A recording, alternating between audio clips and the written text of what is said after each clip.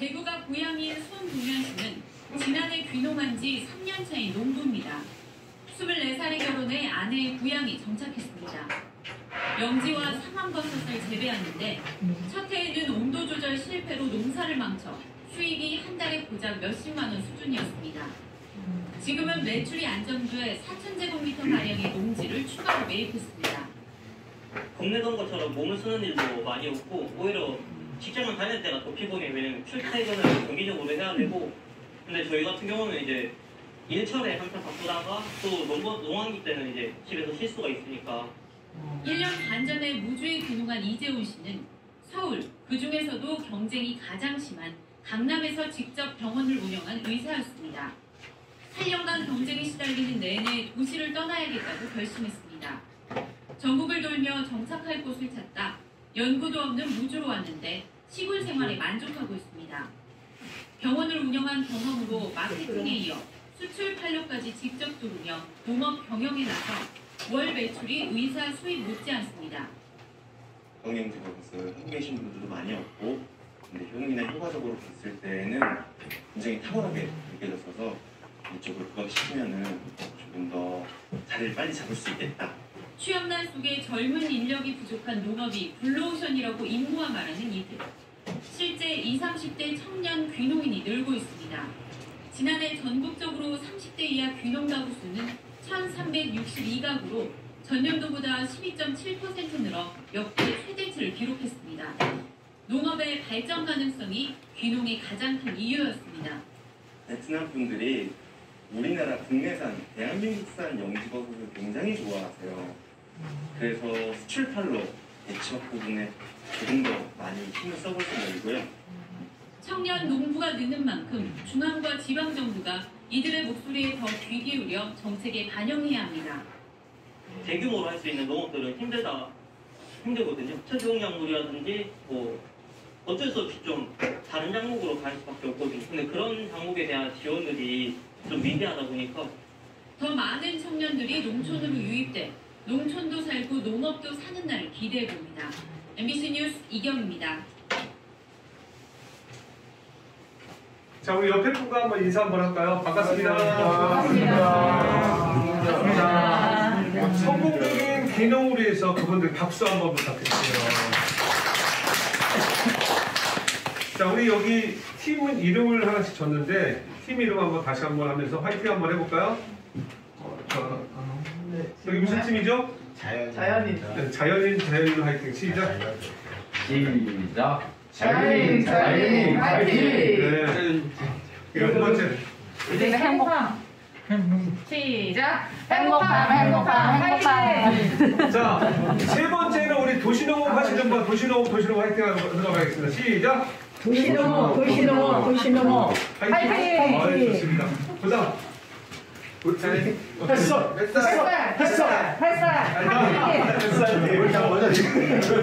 또 여기 마지막 여기. 서분 화이팅! 계속 먼저 활동 나와서 활동. 자, 그 귀농적인 성공을 하고 싶다. 성공을 하기 위해서는 그 경호형까지. 우리가 이제 준비 단계인데 그 준비를 어떻게 하느냐에 따라서 달라집니다. 여러 가지 준비가 있을 것 같은데 제일 먼저 뭐부터 해야 될까? 할 수 있는. 자, 귀농 정보를 수집하자. 따라합니다. 귀농 정보를 수집하자. 우리가 귀농 정보는 주로 어디에서 들을까요? 인터넷. 무슨? 네이버에서. 농사로도 좋아요. 또? 네이버. 귀농귀촌센터가 있죠. 네, 귀농귀촌센터. 그다음에 농정원. 플랜이 뭐죠? 농정원? 플랜. 아까 우리 보면 플랜이 있어요. 우리가 어디서 지원을 받고 하냐면 농림축산식품부, 농림수산식품교육문화정보, 줄여서 농정원이라고 하는데, 여기 가시면 귀농에 대한 정보가 있을까요? 없을까요? 있어요. 거기에 얼마나 지원이 되며 어떠한 그 농민이 돼야지 자금을 받을 수 있다는 내용하고 어디로 귀농하면 좋은지, 이런 정보들을 얻을 수가 있습니다. 만약에 여러분들이 그 정보가 없이 간다 그러면 낭패를 볼 수가 있겠죠. 그래서 정보 습득이 제일 중요합니다. 자, 두 번째, 가족들과 충분한 의논을 해야 돼요.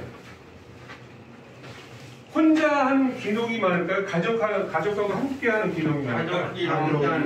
가족하고 함께 하는 기록이 많은데 왜 그러냐면 혼자 간 사람 실패율이 너무 많아요. 다시 백해가지고 다시 도시로 오더라는 거예요. 근데 가족하고 충분히 의논해서 한 기록은 정착률이 좋다라는 겁니다. 그렇게 막 싸우시던 분들도 내려가면 안 싸우십니다. 그래서 기록 함께 하는 게 좋고요.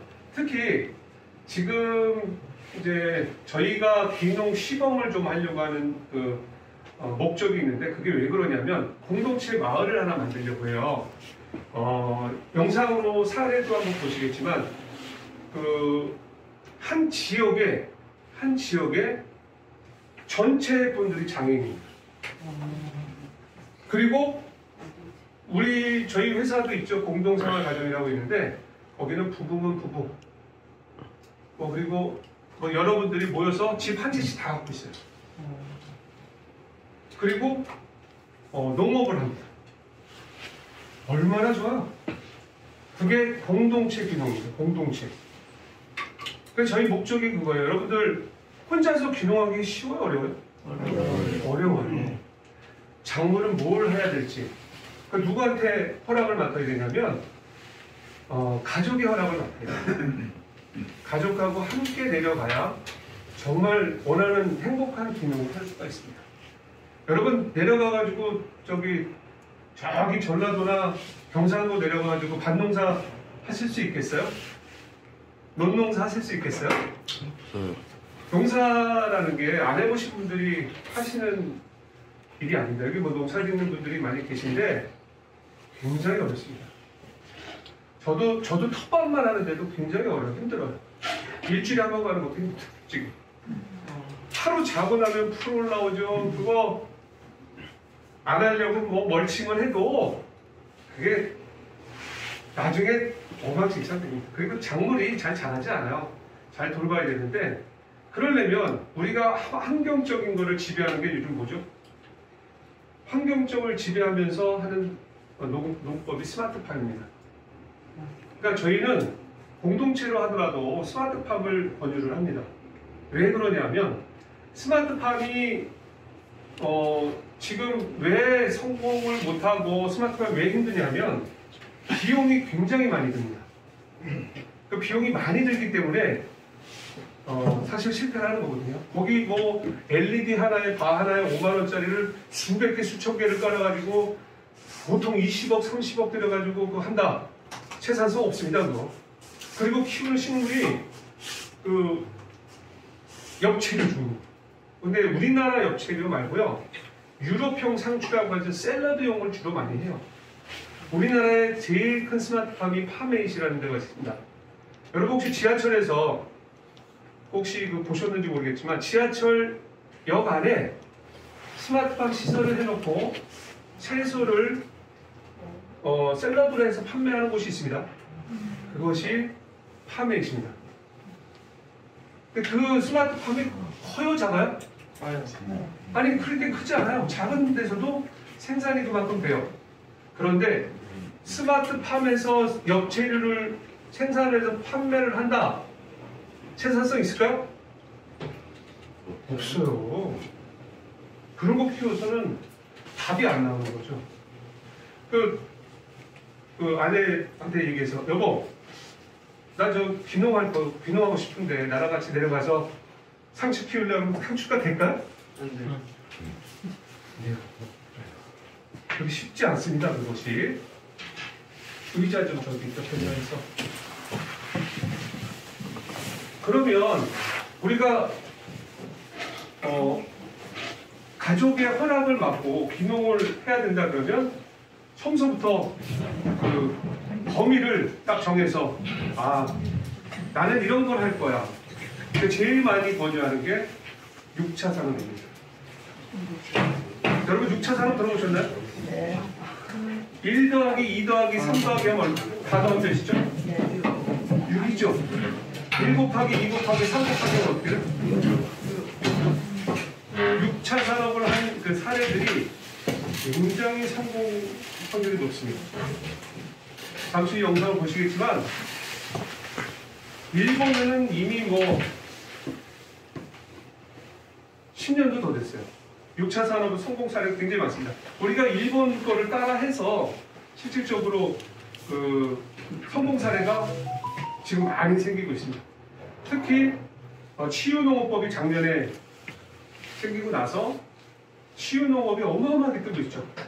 지금 현재 교육받고 있으신 분들이 거의 다 치유농장을 하시는 분들입니다.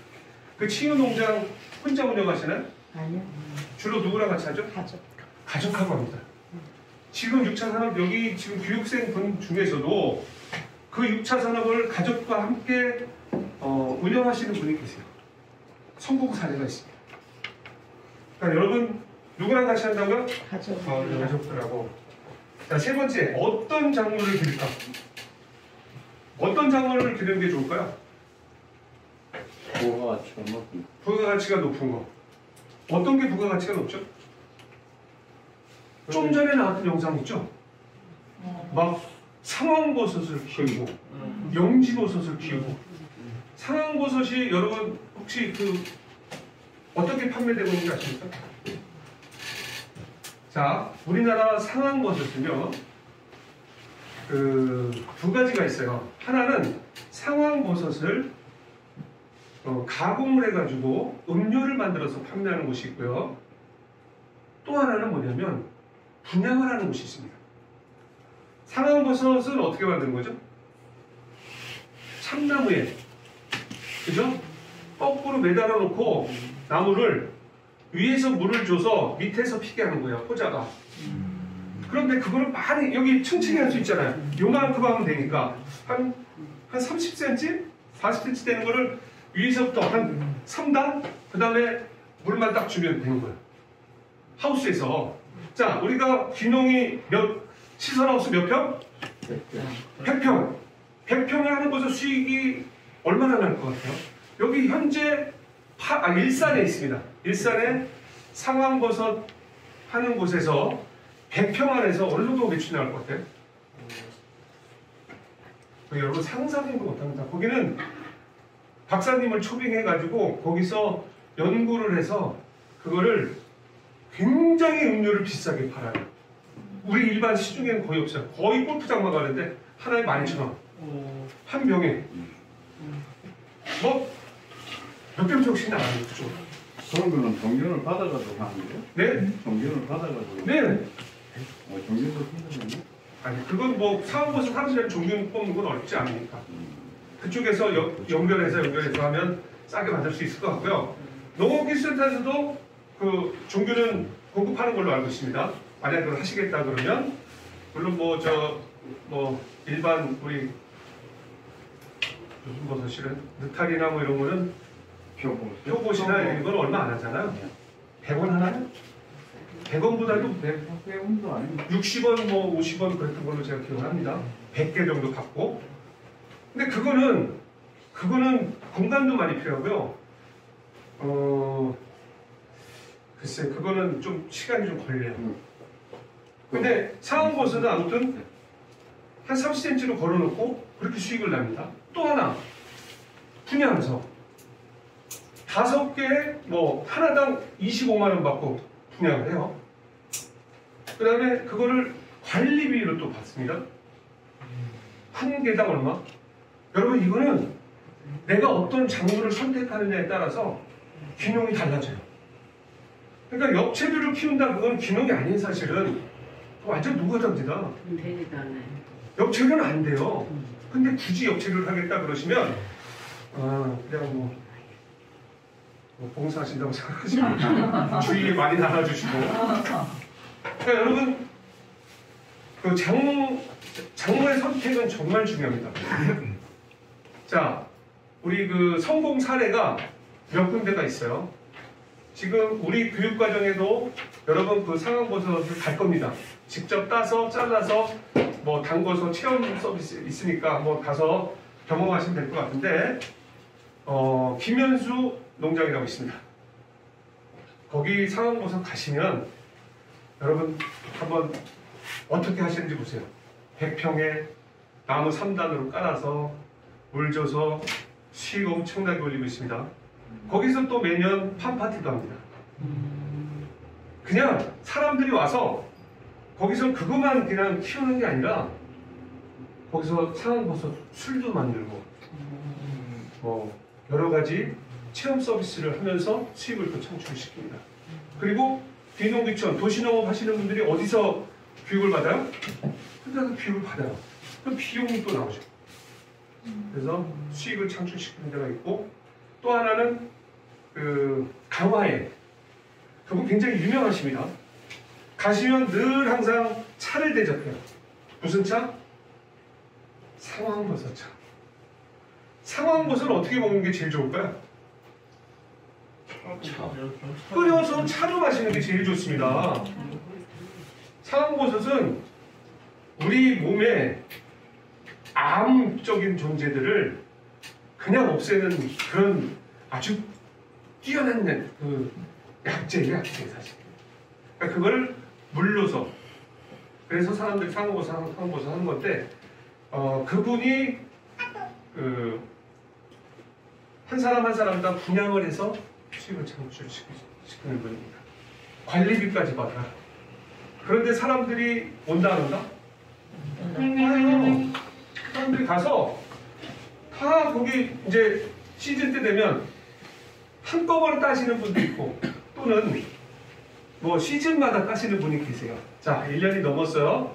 자, 그러면 자, 한꺼번에 따시는 분은 또 다시 분양을 해서 하니까, 그렇지 않고 뭐 반기마다 이렇게 따시는 분이 계세요.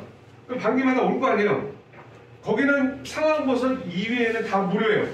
와서 고기를 구워 먹든, 거기서 잘 쉴 수 있도록 이분은 원두막 만들고 그래요. 원두막을 만들어 보니까 사람들이 오더라. 그래서 처음에는 하나 만들었거든요. 2개, 황토방도 만들고 이런 여러 가지 만들어서 결국은 6차 산업을 연결해서 하시는 분이 있더라. 그게 작물 선택에 어떻게 보면 굉장히 큰 모델이라고 할 수가 있죠. 자, 작물 선택을 하나 더 해볼게요. 귀농 첫째 작물이 뭡니까?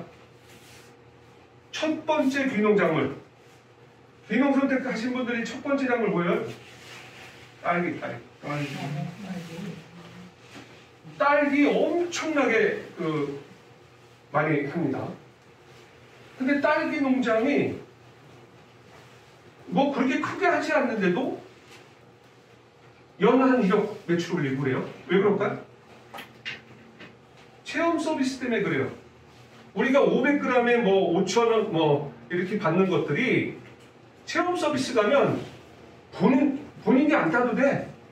그 체험하시는 분들이 다 따. 네?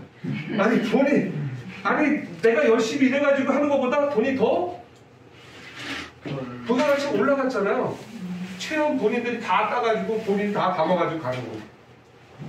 체험비 내고 돈 더 많이 받고. 그래서 딸기를 많이 하더라. 왜? 아이들이 제일 좋아요. 체험 누가 많이 해요? 아이들이 많이 해요. 그래서 딸기가 많은 거예요. 자, 두 번째 귀농작물. 두 번째 뭐죠? 토마토. 토마토 주위에 농장 혹시 보신 분 있으세요? 주위에 여기 토마토 있다. 파주에 많이 본 것 같아. 어디서 토마토를 키우지? 별로 안 키우는 것 같아요. 자, 토마토 주위에 여기 주위에는 별로 없어요. 조금 더 떨어지는 곳에 있어요. 그런데 그거를 판매를 하시는 분은 이 근처에 있어요. 일산도 마찬가지고. 그러니까 농장은 좀 옆에 있지만 판매하는 곳은 가까운 데 있어요. 자, 그러면 가까운 데 있는 것은 가공 공장이라는 곳입니다. 자, 요즘은 토마토, 고가의 토마토가 나오죠. 네, 스테비아 토마토 나옵니다. 스테비아 토마토 공장에서 이런 제안을 해놨어요. 토마토만 키워서 줘라. 100% 다 판매를 해줄게. 자, 토마토 우리 조그맣게 300g인가 500g인가? 얼마죠? 지금 여기서 판매하는 거 얼마예요? 6,000원. 아니 시장에 가봐요. 보통 슈퍼에 가봐요. 보통 얼마 파나? 3만? 3,000원 팔아요. 3,000원. 스테비아 토마토 얼마요? 6,000원. 6,000원. 얼마? 6,000원. 5,000원, 6,000원 하죠? 더블이에요. 자, 스테비아 토마토의 넘버원 답이 하나 있어요. 레플 토마토라고 또는 그린 토마토라고 하는 게 있습니다. 여러분 그린 토마토 들어보셨어요? 그린 토마토가 엄청 단단해요. 스테비아 토마토를 어떻게 그 안에 집어넣냐면 챔버라고 있어요. 챔버. 진공으로 또. 자, 세척, 1차 세척. 1차 세척도 전해수로 세척을 합니다. 그냥 세척을 하는 게 아니라 전해수로 완전히 병균 같은 거 하나도 없어요. 농약 같은 거 하나도 없어요. 자, 챔버로 왔어. 챔버로 왔는데 어떻게 압력을 줘서 그 압력에 의해서 토마토로 들어가요. 자, 그거에 따라서 기술이 차이가 있습니다. 어떤 데는 굉장히 강하게 들어갈 수 있어요. 어떤 데는 약하게 들어갔었잖아요. 이거를 레시피를 갖고 있는 사람이 거의 다 사장님들이 다 갖고 있습니다. 그래서 레플 토마토가 시중에서 판매가 된다.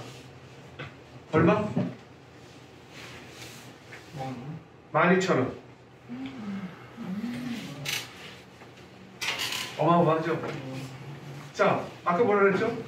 전량 다 수매해줄게. 얼마에? 9,000원에. 아니, 소비자가는 12,000원이지만 우리는 유통을 하잖아요. 우리가 농협에다 팔아야 될 거 아니에요, 어쨌든.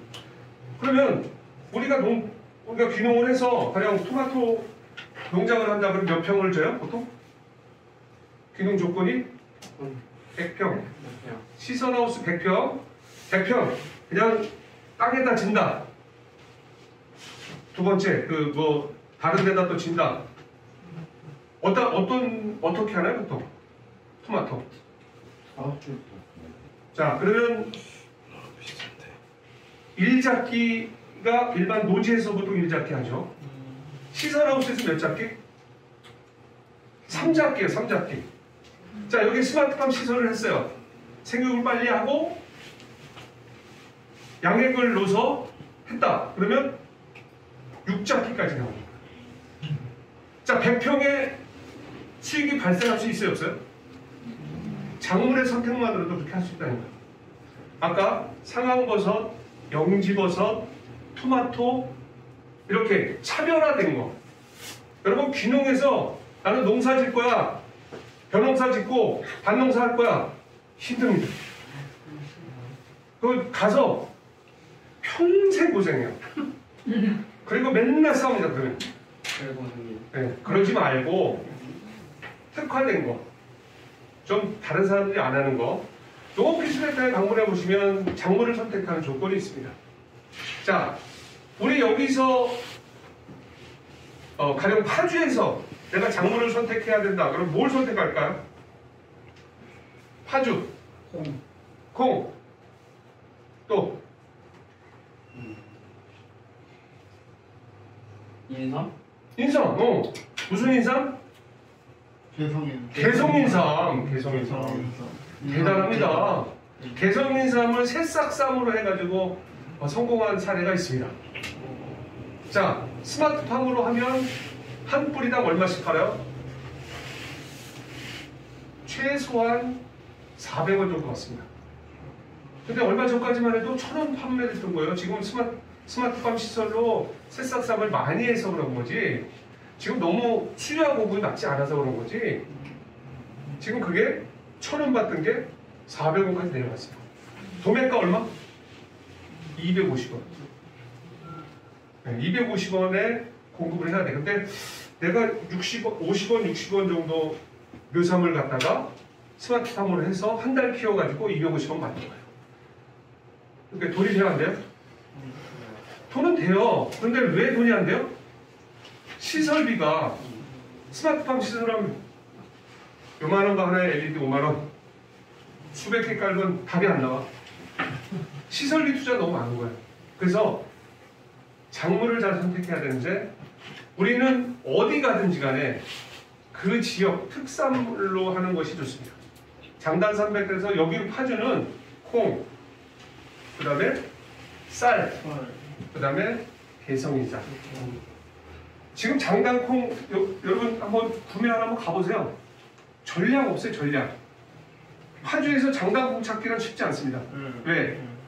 이미 다 계약집에 다 돼 있어요.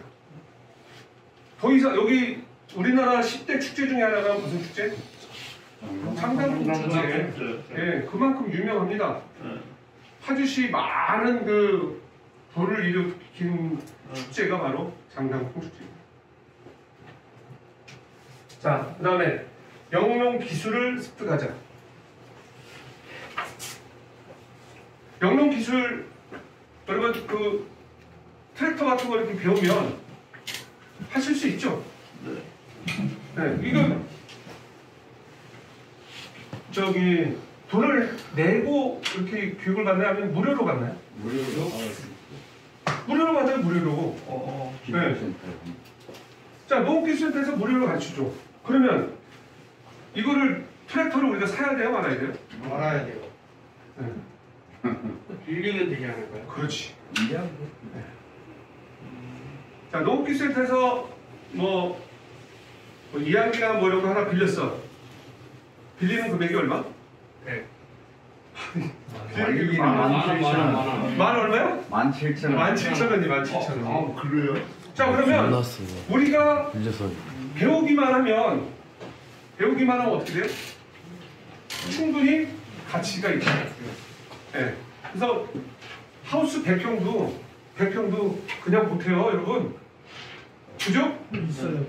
다 장비 있어야 돼요. 근데 그거 다른 사람 오면 어떻게 돼요? 인건비 엄청 비싸. 그래, 농기술센터에서 배워서 그건 직접 하면 돼. 간단해. 그렇게 하시면 돼요. 자, 그 다음에 어디서 정착할까? 어디로 가는 게 좋을까요? 여기 좋네요. 고향 가는 데서. 고향, 네. 맞습니다. 고향. 또, 나는 어디로 갔으면 좋겠다? 관광 거? 지원을 많이 해주는 지원을 많이 해주는 거 좋습니다. 아랫집. 네, 알았죠. 어디가 제일 돈을 많이 줄까요? 너무 많이 자, 농민경 얼마 줄까요? 아시는 분? 은경 5억 줍니다. 이자 있어요, 없어요? 없어요. 파주는 기농 3억 7천원을 준다고 해놓고 얼마요? 2%에 2%에 또 있어요. 거기 0.4%가 또 붙습니다. 네, 한번 잘 알아보시면 0.4%가 또 붙어요. 그런데 문경은 5억을 주는데 이자를 어디서 내줘요? 지자체 손이죠. 다 같이 문경 갑시다. 아니, 문경 가면 땅도 어마어마하게 주고. 네. 왜 그럴까요? 하고 싶어. 거기 인구가 지금 어마어마하게 빠졌어요. 농사 칠 수 없어요. 문경 가서 사과 농사 질까요? 지금 안 돼요. 왜 그럴까요? 기후가 바뀌었어요. 지금 사과 어디서 키워요? 강원도요. 강원도에서 키워. 어디서 배우셨나 봐요. 그래서 어디서 많이 준다. 우리 아까 귀농 어디로 많이 간다 그랬죠? 자, 보세요. 경상도, 전라도 쪽으로 많이 가죠? 귀촌은 어디로 많이 가요? 경기도가 탑입니다. 근데 연령대가 우리는 귀농은 50대, 60대 했는데 귀촌은 8, 90대. 네? 3, 40대가 가요. 그래서 여러분 여기 오시는 귀촌하시는 분들이 3, 40대가 많아요. 왜 그래요? 가까우니까. 지금 서울 다 여기 뭐 1시간 거리잖아요, 거의. 그죠? 포천은 강남에서 30분 거리밖에 안 된다 그래요. 제가 직접 달려보니까 30분은 좀 넘는 것 같고 아무튼 그렇게 가까워졌다는 거예요. 생활권 안에서 수도권에서 지금은 농사를 짓는 시대인데 그 수도권에서 농사 짓는 시대에 맞게끔 작물도 선택해야 되고 주택도 거기서 해야 되고 시설도 거기서 해야 돼요. 자, 정착할 곳을 정했어요. 그 다음에 주택과 농지를 한번 확인해 봐야 되죠. 우리가 귀농을 하게 되면 제일 많은 평수를 질 수 있는 게 농가주택이 몇 평인지 아십니까? 네. 20평? 네? 20평. 아니요. 25평. 아니요. 35평? 50평? 60평, 75? 75. 75. 어? 많이 질 수 있죠. 네. 왜 그런 거예요? 아, 농가주택. 농민들한테 혜택을 주는 거예요. 아. 그런데 제가 예전에 귀농 귀촌 공동체를 만들려고 할 때 어떤 아이디어를 냈냐면 야, 나 혼자 귀농하지 말고 함께 귀농하자. 75평, 75평, 75평, 75평, 75평. 자, 방이 몇 개 나와요? 5 곱하기 5. 25. 25개. 그럼 민박할 수 있잖아요. 그죠? 네. 자, 우리가 지금 못하고 있는 게 뭐냐면 귀농을 했어. 귀농을 했는데 수입을 창출시키는 게 아까 뭐라 그랬죠? 6차 산업에서 보통 하는데 6차 산업에 1박 2일 코스를 놓잖아요? 너무 좋은 거예요. 그러면 주택을 어떻게 져야 돼요? 75평으로 짓고 나는 위에 살고 그 큰 방을 놔두고 밑에 방은 5개를 쪼집니다. 교수님, 네. 그거는 그 실전 땅은 밑에 1층 기준으로 내가 말씀드린 거거든요. 네네. 그러니까 25평까지 주택을 지을 수 있는데 그 용적률 적용해가지고 3층까지 하면 75평이 그렇죠. 되잖아요. 네. 그렇게 되는 거예요. 3층까지 하면. 네. 네. 그 원래 근데 2층으로 줘야지. 바닥 면적은 25평이에요. 아, 바닥 면적이 25평이라고요? 예, 예. 네. 제가 알기로는 바닥 그렇게 면적은 알고 25평. 그럼 3층을 해야 되는데 3층 지면은 이게 연면적이라는 뜻이네. 답이 안 나와요. 용적률로 적용이 돼가지고 그렇게 되고. 제가 그 의뢰를 했을 때는 75평이 2층까지 제가 75평을 할 수 있다고 그랬거든요. 아니 제가 그래서 어디서 위에는 건축 공부를 했어요. 아 그래요? 네. 아 그 내용이 바뀌었을 거야. 한번 보세요. 아 그래요? 네. 아니 저희- 내가 설계를 할 때 항상 농가주택 설계할 때 25평 이상으로 하면 저도 그렇게 알고 있는데 저 여기 사는데 그 집들 지으시는 농가 주택은 25평으로 알고 있거든요. 야그 3층까지 한다 그러면 용적 2층까지 올라가려고 하는 사람들이 좀 드물어요. 그럼 본인은 3층 살아야 되는데 그 나이 드신 분들이 그 3층까지 올라가려고 나이 드신 분은 1층에 살고 3층에 살고 2, 3층을 다 줘야 되는데 네. 그러니까 농지도 좀 확인을 하셔야 되는 게 이제 농지 같은 경우는 여러분 동농사가 좋아요? 아니면 반농사가 좋아요? 반농사가 좋죠. 네, 그래서 농지 매입할 때도 논보다는 밥. 또 저기 제일 그 돈 안 되는 데가 임야. 임야는 잘만 하면 여러분 로또 되죠. 임야. 여러분 임야가 왜 로또인지 아세요?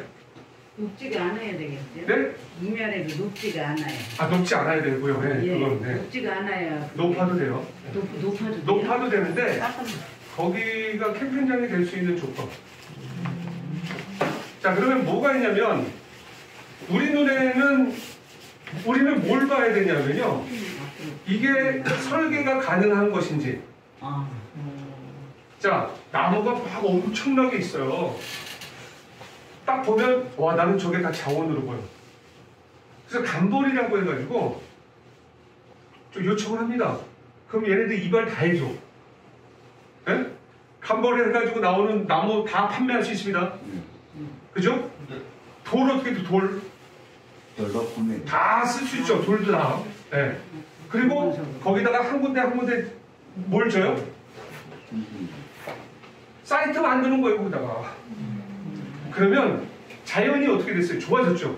간벌했으니까 너무 이뻐졌을 거고 돌 이렇게 이쁘게 싸가지고 했을 거니까 그러니까 너무 좋아졌죠. 자, 그러면 이게 결국 육체가 되죠. 임야가 로또입니다. 임야. 근데 임야가 나오면 얼마나 나와요? 보통? 만 평이면 평. 만 평이면 평. 만 평이면 평 사세요. 그거 얼마 안 해요? 공원 부지 같은 거 사면 안 되는 거죠. 네? 만약에 그 산이냐가 공원 부지라든가 안 돼요. 그런 데는 안 되잖아요. 그러니까 준보전산지. 그러니까 보전산지를 보전산지는 진짜 손 예, 못해요. 그런 건 안 되고 또 근데 보전산지가 자연 녹지가 그린벨트가 세상이 바뀌었어. 그래서 그걸 풀어줬어요. 로또가 됐죠? 저는 깜짝 놀랐어요. 원흥동에 가시면 그 도로 옆으로 나가는데 다 그린벨트입니다. 도로 옆으로 다 그린벨트예요. 그러면은 거기 보셔요 지금. 도시하고 좀 가까운 쪽 있잖아요. 네. 가까운 쪽이 그린벨트가 더 유리하다는 얘기잖아요. 그렇죠. 무조건 도로변은 네. 틀려요. 도로가 네. 이쪽에 개발되고 도로가 나고 하면은 그런 쪽이 더 유리하다는 거잖아요. 그러니까 아무리 좋아도 예. 도로가 없으면 맹세해요. 예. 그러니까. 그런 건 안 되고 개발 가능한 거. 예. 준보전 산지면서 도로가 날 수 있는 거. 그러면은 그런 거를 알아보려면은 네. 이 저기에서 몇 년 전에 다 그걸 계획을 하잖아요. 네. 그러니까 그걸 알아볼 수가 있는 거죠. 그렇죠. 공무원들이 그거 누설하면 큰일 납니다. 아니 뉴스라는 게 아니라요. 네. 뉴스라는 게 아니라 이게 몇 년 전에 그 한다는 그 계획이 다 나와서 그거는 띄워볼 수 있던 거죠. 그렇죠. 그거는 뭐 뉴스를 하는 거 개발 아니고 계획이 막 예, 개발 계획이 5년 전에 다 이렇게 나는 거 아닙니까 그게? 예. 예, 도로는 얼리나고 뭐는 얼리나고. 네, 맞습니다. 그때는 늦는 거예요. 맞아요. 그때는 이미 다- 바로 기계를 넣는 거예요. 이미 다 뛰었어요. 제가 여기 3년 전에 25만 원 달라는 땅을 3,000평을 살려고 갔더니 할머니가 50만 원 내래. 아니 오늘 나랑 얘기했는데 내일 가니까 25만 원짜리가 50만 원을 내래요. 탄현에 있는 땅이에요. 그 아파트 맞은편 거기. 자 50만 원 내라도 그거 살려고 그랬어. 50만 원도 샀어야 되는데 못 산 거야. 야, 이게 하루아침에 25만 원 그거 못 샀어요? 지금 얼마? 150만 원. 와, 너무 억울하고 100만 원이 뛰었어요. 그 뛰어도 너무 많이 뛰었지. 그래서 모르겠어요. 그걸 사시는 분들이 참 대단한 분들 같아요. 그게 이제 본인의 감. 자, 그 다음에 마지막으로 영농계획을 수립하자. 영농계획 내가 몇 평을 어떻게 무슨 작물로 어떻게 할 것인가라는 거죠. 그리고 여러분 절대 내가 작물을 키워서 수익을 내서 농업을 하겠다. 한번 손 들어보세요. 작물만 키워서 하겠다. 이거 방어하는 지름길입니다. 아무리 좋은 걸 하더라도 절대 그렇게 하면 안 돼요. 자, 여기에 뭔가 가공을 한다든가, 가공도 좋은 가공들이 있어요. 우리가 가령 하여튼 새싹보리 그거 엄청 뛰었잖아요. 그게 겉볼이 굉장히 싸거든요.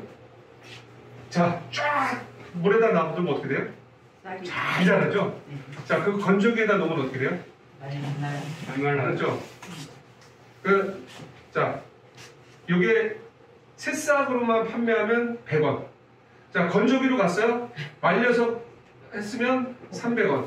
자, 이걸 가루를 해가지고 뭘 또 만들었어. 1,000원.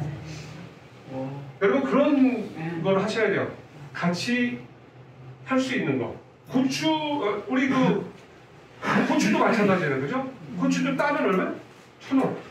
자, 이거를 또 가공, 빨간 걸 또 말렸어. 얼마? 500원. 1,500원. 자, 그 다음에 이거 가루를 해가지고 또 만들었어. 3,000원.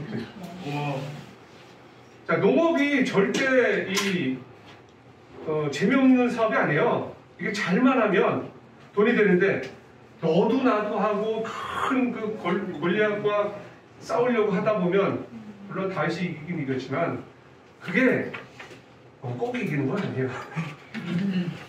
여러분, 이길 수 있는 전략을 짜는 게 저는 맞다고 보거든요.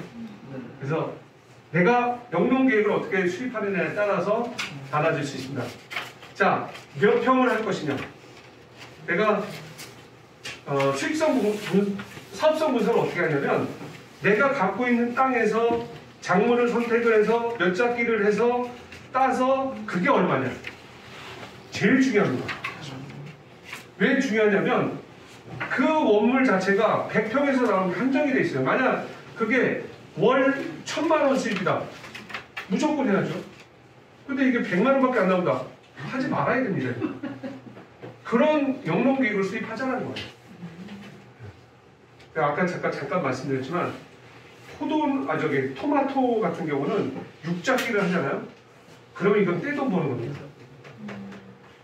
떼돈 버는 거예요. 왜? 100% 수명 가능하니까. 자, 그 스테비아 토마토가 아니어도 일반 토마토를 팔아서 6작기를 하잖아요. 떼돈 버는 거예요. 근데 6작기 우리나라에 있나요? 없어요. 그러면 그거를 뭘로 해야 돼요? 스마트팜으로 만들어야 돼요.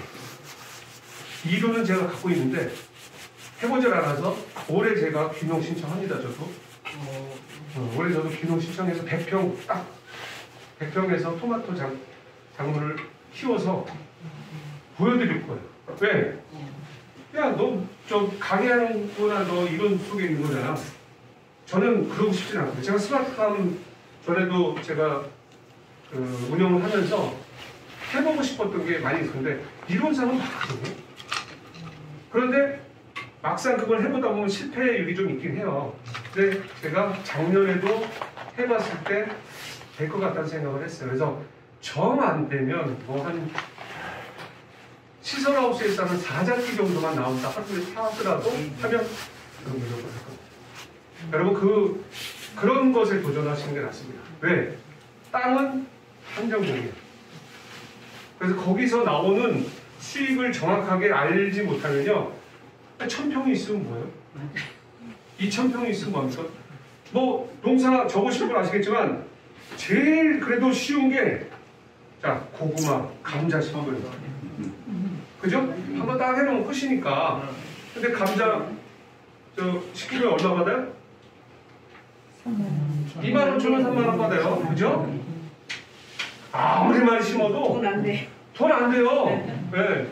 그러니까 그런 거는 하지 말라는 거죠. 영농계획의 그런 작물은 무조건 빼세요. 수익을 창출시킬 수 있는 것들 잘 검색하시고 서치해서 여러분 영농계획을 세우셨으면 좋겠습니다. 100평의 스마트팜 시설을 설치하게 되면 금액이 어느 정도? 일단 100평 하는데 하우스가 얼마 들죠? 100평. 한 10억 들으면 될 겁니다. 이거. 아니요. 스마트팜 말고 일반 3천. 한 2천만 원. 아니 1000만 원 정도 넘잖아요. 2만 원 정도 하는 1000만 원에서 1200, 1300 정도 들어요. 자, 제가 하려고 하는 스마트팜은 LED 없습니다. LED 뺐어요. 왜? 제가 LED를 해보니까 너무 돈이 많이 들어. 제가 우리나라 제1 LED 회사랑 제가 계약을 해서 샘플을 만들어서 해봤더니 이거는 줄여도 LED는 성공 확률이 없습니다.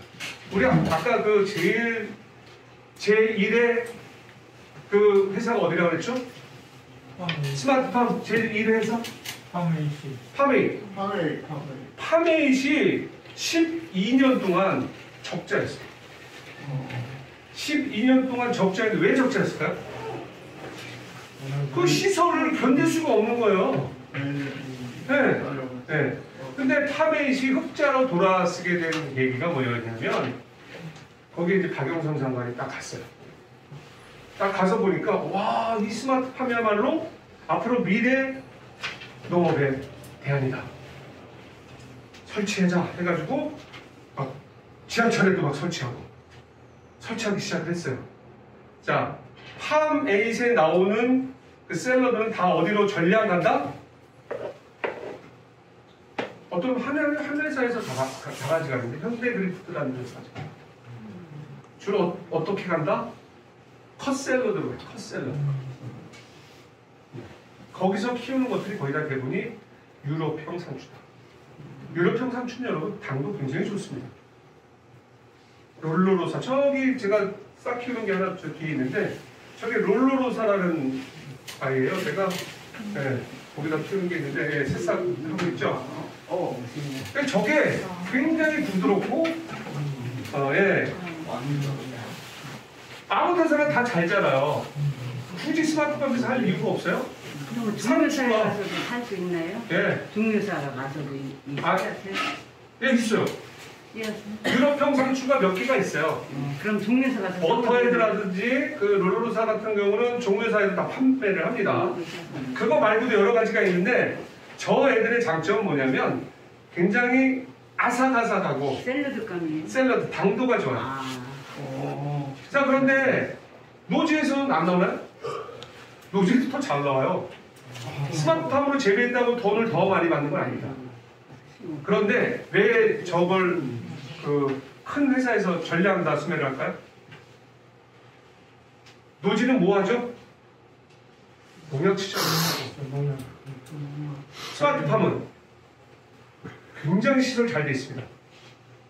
진짜 벌레 하나 안 들어갈 정도로 그렇게 아주 깔끔한 데서 키워요. 그게 스마트팜의 장점입니다.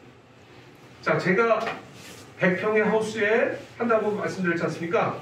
자, 양액기하고 저기밖에 없어요. 그 배지. 그럼 물로 이렇게 키우지? 네. 물로 키우지? 네네. 하나도 안 들어가. 수경재배. 수경재배. 맞아. 수경재배 시설로 하게 되면 육잡기를 할 수 있습니다. 딸기는 보절배도 하잖아요. 딸기는 왜 안 되냐면 그걸 뭐 2잡기, 3잡기로 만들 수가 없어요. 토마토는 가능해요. 토마토는 가능합니다. 자, 이 베드가 5개 정도 있는 게 한 세트로 해가지고 쫙 깔아요. 그 다음에 위에다 유인줄만 하나 딱 해놓고 심잖아요. 얘도 금방 자라요. 네. 하우스에서 너무 잘 자라. 자, 제일 중요한 건 뭐예요? 양액이 어떻게 그 토마토가 좋아하는 거를 이렇게 하겠어요. 예전에는 그런 게 없었는데 요즘은 자 16가지 원소 중에서 가령 칼슘이 좀 부족해. 뭐 그러면 얘가 그걸 알아가지고 그것만 더 주는 거예요. 요즘은 그런 시대가 돼버렸어요. 그리고 토마토 레시피가 각 회사마다 있어요. 실패율이 적다 높다? 적어요. 왜? 이미 그렇게 하고 있는 데가 있으니까. 자, 그런데 그 회사랑 좀 다른 게 뭐냐면 예전에 다 그냥 저기 밭에다만 했어요. 우리가 왜 이렇게 시설하우스나 그런 데서 해야 되냐면 그 토양을 바꿈으로 해서 수확량이 달라져요. 수확량이 달라지기 때문에 여러분 그거를 충분히 할만하다는 거죠.